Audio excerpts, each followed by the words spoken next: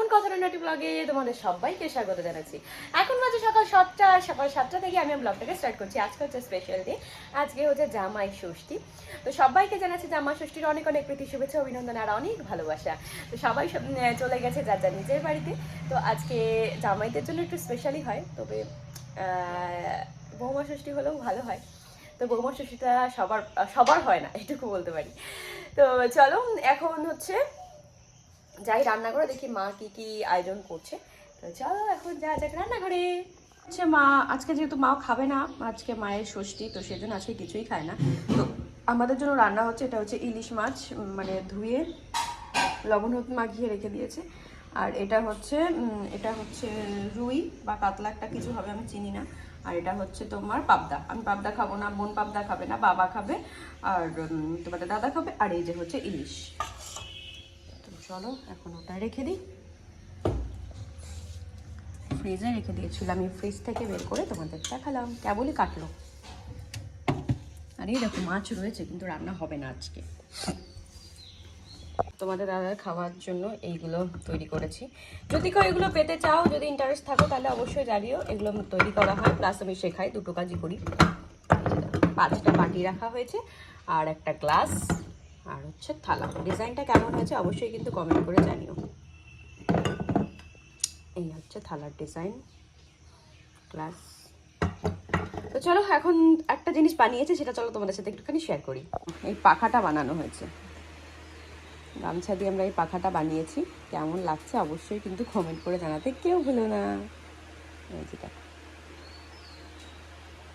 সকাল এখন রান্না বসিয়ে দিয়েছি। এখানে হচ্ছে 5 রকমের ভাজা, এটা পটল ভাজা, আলু ভাজা, এটা হচ্ছে গাজর ভাজা, আর এই দেখো বেগুন ভাজাটা হচ্ছে। এই ভাজাটা হয়ে গেলে মোটামুটি মাছ ভাজাটা করলে 5 রকমের ভাজা হয়ে যাবে। তারপরে বাদ বাকি কী রান্না হচ্ছে না হচ্ছে সেগুলো দেখার জন্য তো অবশ্যই কী করতে হবে বলো তো, আমার চ্যানেলে চোখ রাখতে হবে। আমি মাংসের আলুগুলো কেটে নিয়েছি, কেটে এগুলো ভেজে রেখে দেবো, তারপরে মা এসে করতে পারবে, সুবিধা হবে মায়ের ওই জন্য।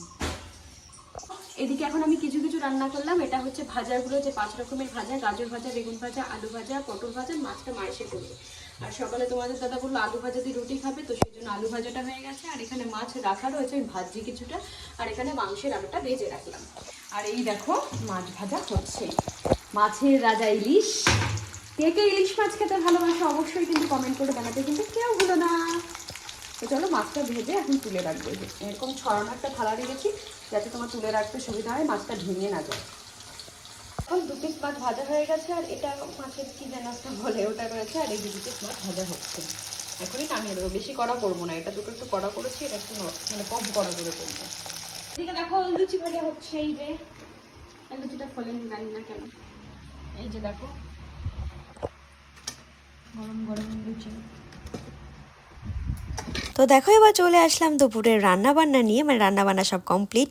আর কি কি ছিল জানো, চলো একটু দেখে নিয়ে। রয়েছে পাবদা মাছ, মাংস, ডাল, ইলিশ মাছ ভাজা, কাতলা মাছ ভাজা, কাতলা মাছের মাথা ভাজা, আর বেগুন ভাজা, পটল ভাজা, আলু ভাজা, দই, মিষ্টি, আম, আর যেগুলো থাকে তোমার স্যালাড, জল, এগুলোই ছিল। তো তোমাদের দাদা বলছিল এত কিছু করতে হবে না, খেতে পারবে না, কিন্তু আজকে বছরে একটা দিন, তাই না করলে হয় বলো? তো সেই জন্য এই সমস্ত জিনিসগুলো রান্না বান্না করা হয়েছে। তো দেখো যে থালাগুলো বানিয়েছিলাম, অনেকে ভাবে যে কালার উঠে যাবে ভাতে, দেখো আমি এই যে এটা দিয়ে মাছছি, কিন্তু কোনো রকম কোনো কালার উঠছে না। ভালো করে দেখো, এই যে দেখো কোনো কালার কিন্তু উঠছে না। আমি এরকম প্রোডাক্ট ইউজ করি যাতে মানে খেতে গেলে কালার যাতে না ওঠে, তোমরা নিশ্চিন্তে খাওয়া দাওয়া করতে পারো। একটু আগে খাওয়া দাওয়া করতে দেখো কোনো কালার কিন্তু এতে নেই। ভালো করে দেখো, কোনো আলতোভাবেও মাজতে হবে না, তোমরা ঠিক যেমন করে মাজো ওই রকম ভাবেই তোমরা মাজবে। আমি কিন্তু কসবাইট দিয়ে প্লাস সাবান দিয়েই মাজছি, কোনো প্রবলেম হচ্ছে না। এই দেখো ঠিক আছে। কেবল খাওয়া দাওয়া করে উঠলাম, স্নান করেও চলে এসেছি, কিন্তু স্নান করে এসে তোমাদের সাথে যে কিছু শেয়ার করবো সেটা আমি করতে পারিনি। আর এতটাই বিজি ছিলাম এই কারণেই। আর মানে বিজি ছিলাম বলতে স্নান করে উঠে তোমাদের দাদার জন্য আমি খাবার রেডি করছিলাম। আর হালকা লাইটটা জ্বালিয়েছি, দাঁড়াও। তো দেখো এবার চলো একটুখানি রেস্ট করি, তারপরে বিকালে কি করছি না করছি অবশ্যই তোমাদের সাথে সবকিছু শেয়ার করছি। চলো দেখো সন্ধ্যাবেলা বসে এখন তোমাদের সামনে করছিলাম লাইভ, আর তার সাথে কি নিয়েছিলাম জানো, তার সাথে নিয়েছিলাম চা, কিন্তু চাটা পুরো খাওয়া হয়নি, লাইভ করতে করতে চাটা পুরো ঠান্ডা হয়ে গেছে। আর দুপুরবেলা আজকে ভীষণ ঘুমিয়েছি, ঘুমের ঘাটতি ছিল বলতে পারো। আর একটা জিনিস তোমাদেরকে দেখাই, দাঁড়াও।